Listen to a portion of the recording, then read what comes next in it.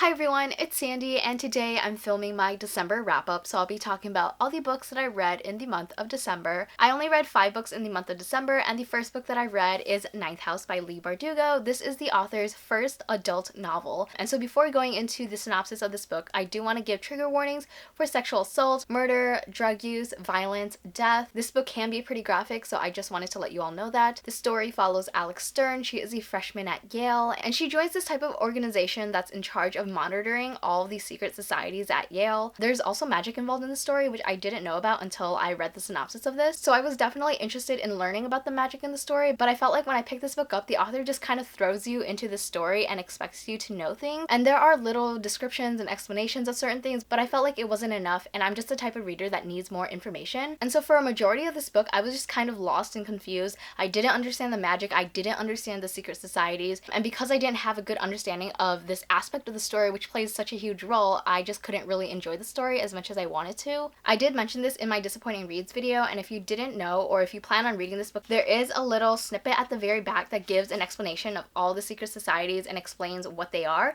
and I wish I knew about that prior to reading this book. I didn't know about that until I got to the very end. I hate that sometimes publishers post stuff like that at the very end when it should be included at the beginning, because as a reader, I'm not going to go straight towards the end. I'm going to start from the beginning and make my way towards the end. So if it was at the beginning, then I would pass through it as I'm reading the book, and then I'd have a better understanding of all these secret societies, because sometimes when these societies would be mentioned, I wouldn't even recognize that it's a secret society. I'm just like, wait, what is this? At the start of this book, Alex is already in this organization. She's already had some experience dealing with all these secret societies, and so as a reader, we're not learning about everything as she's learning about it. But Alex has already gone through that, and we don't really see it. We do see little snippets of that, but it's just really not enough for me to understand what's going on. I did really like Alex as a character. I like that sometimes she would take matters into her own hands, especially when it concerns people that she cares about. We also have another character called Darlington, which when I read that name sounds very familiar to the name The Darkling. So this is just like a really off-topic thing, but I was like, why did Leigh name this character Darlington when it sounds very familiar to The Darkling? I do like the name Darlington, but it just was too close sounding to The Darkling, so it was kind of weird to read about him. I was definitely really interested in Darlington's character and wanting to learn more about him and what happened to him. At the beginning of the story, we were told that Darlington's away on a trip or something, but then later we learn a little bit more about what that actually means. So I did really enjoy his storyline, but overall this wasn't my favorite read, and I would give it a 3 out of 5 stars. The next book that I finished in December is Girl Made of Stars by Ashley Herring Blake,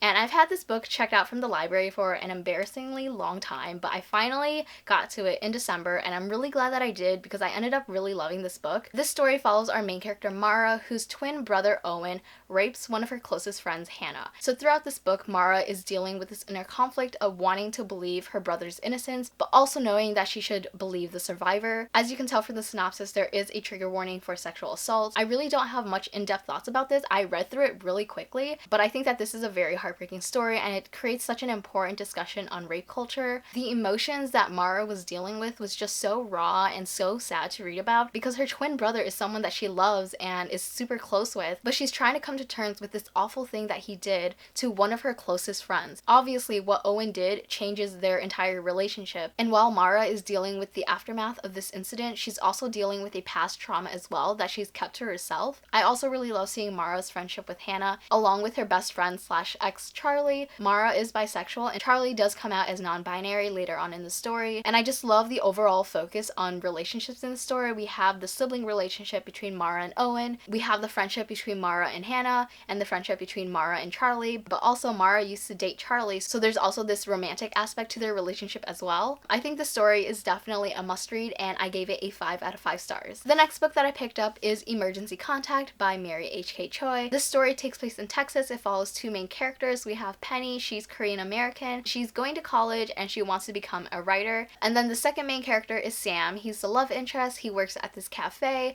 and he is dealing with a lot of financial issues at the moment. One day Sam has this panic attack and Penny happens to be there, so she helps him through the whole thing. As a result, they end up exchanging numbers and becoming each other's emergency contacts. Overall, I thought this book was okay. I do like some of the themes that the story explores. So I'm gonna start off with the romance. I honestly didn't think Sam and Penny were that cute together. I don't know, I just kind of expected more from the romance. I really do love that the story takes place in a college-like setting and that Penny was taking classes and everything. I think that's really cool, and I think we need more books with characters that are in college. So Penny wants to become a writer and she's taking this writing class, and throughout the story we see little snippets of what she's actually writing, and personally I just didn't really like that. I really didn't care about Penny's story very much and I found it to be kind of boring. So Penny and her mom have a very complex relationship and I just didn't really like the way Penny treated her mom. I understand that they have issues that they need to deal with and talk about, but Penny was just kind of running from the situation and she was just constantly judging her mom, and I just felt kind of bad. There was one scene in the book where something happened to the mom and Penny just didn't bother to really do anything about it or to talk to the mom about it. As for trigger warnings, there is alcohol abuse, depression, panic attacks, anxiety, and there's also rape and cheating in the story. Overall, I just felt like the story didn't keep me engaged or interested, and I ended up giving this a 3 out of 5 stars. The fourth book that I finished is Girls of Storm and Shadow by Natasha Ngan. This is the second book in Girls of Paper and Fire. This whole series follows our main character Leigh. She is part of the Paper Caste, which is the lowest class in society, and that means that she's fully human. There's also the Steel Caste, which is half human and half demon, and then the Moon Caste, which is fully demon. They have all the power and they're part of the upper class, and in this world, every year the Demon King chooses 8 girls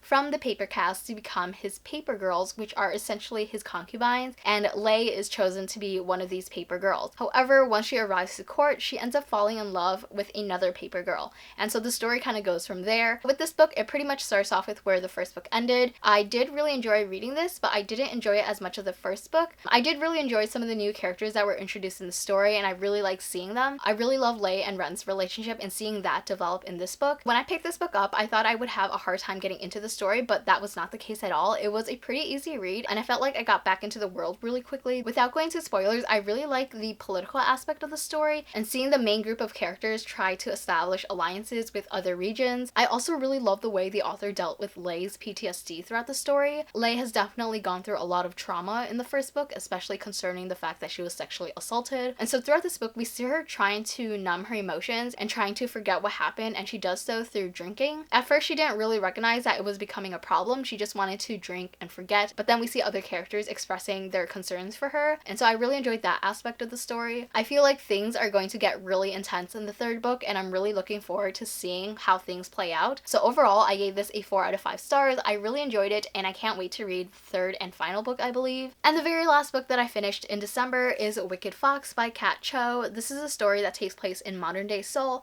and it follows our main character Mi Young. Mi Young is actually a gomiho, which means that she's a 9-tailed fox, and in order to survive, she consumes the energy of men. However, one day she saves Ji-hoon from being attacked by a goblin, and in this process, she ends up revealing to him that she's a gomiho, and as a result, she loses her fox speed, which is something that she needs in order to stay alive. And so throughout the story, we see Mi Young and Ji-hoon developing a relationship with each other, while at the same time, Mi Young is trying to reclaim her fox speed. I really like that this is a contemporary fantasy book. It takes place in the real world. There's the folklore of gumihos, yet people don't know that they actually exist. I thought Mi Young and Ji-hoon's relationship was really cute. I didn't absolutely love it. I did feel like it was a little bit one-sided, where Ji-hoon had stronger feelings for Mi Young, but at the same time, I felt like Mi Young just kind of suppressed her feelings, and we don't really see her talk about it very much until towards the end of the story. Because throughout the story, Ji-hoon is trying to build this relationship with Mi Young, but Mi Young is just constantly trying to push him away. She doesn't want him to get too close. The first half of the story was kind of slow, but the second half, it definitely makes up for it. There were definitely a lot of plot twists that happens towards the end that I was not expecting, and I did really enjoy that. I do want to give a content warning for the loss of a loved one in the story. Along with parental abandonment, the two main characters have a similarity where they just don't have super great relationships with their moms in the story. Ji-hoon's mom pretty much abandoned him and moved on with her new family, whereas Mi Young's mom just is the worst. I really did not like her character, and for a majority of the book, I didn't really understand her behaviors. I understood that she really cared for Mi Young and wanted to protect her, but at the same time, her actions didn't really speak to that. Some of her actions were just a little bit overboard, so I was definitely not a huge fan of Mi Young's mom in the story. But overall, I gave this a 4 out of 5 stars, and I definitely look forward to the sequel that's coming out later this year. So those are all of the books that I read in December. If you read any of these books, please let me know your thoughts in the comments below.